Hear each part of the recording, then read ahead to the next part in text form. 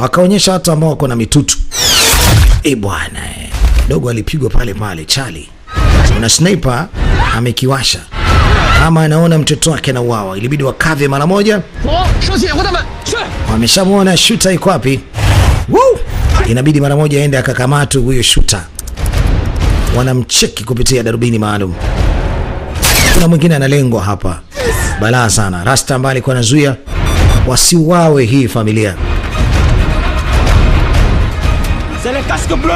Anasema kwanza wa China wanauaga watu wetu hao. Pigeni nao wa China. Sasa kuna mtu mmoja tu kaanzisha ujinga. Hii sasa ni balaa. Kwamba hawa China pia wanauaga watu wetu. Mambo sasa imekuwa ni mazito, lakini tayari sniper kashaonekana alikuwa katika jengo gani. Sasa mmoja anachomoka kama hivi. Watu wanaanza kusema wauaji hao. Wanakuja kuwagombania. Baba we.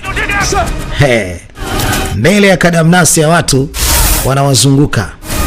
Patamu hapo. Sasa wa China ilibidi watumie uwezo wao waliokuwa nao kuhakikisha wanatoka katika ile eneo wakiwa wazima.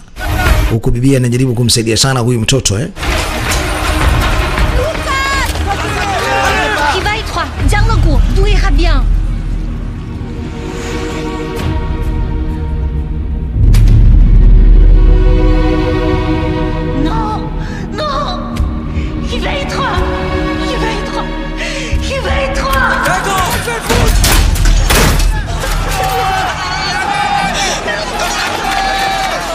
Suivez-moi, on y va.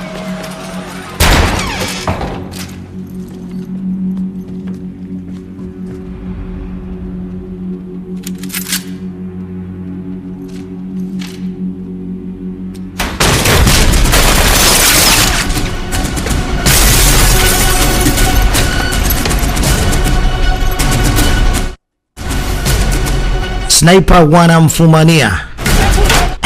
Patamu hapo baba. Ilikuwa ni hatari sasa kujaribu kumkimbiza sniper, na sniper anasepa. Woohoo!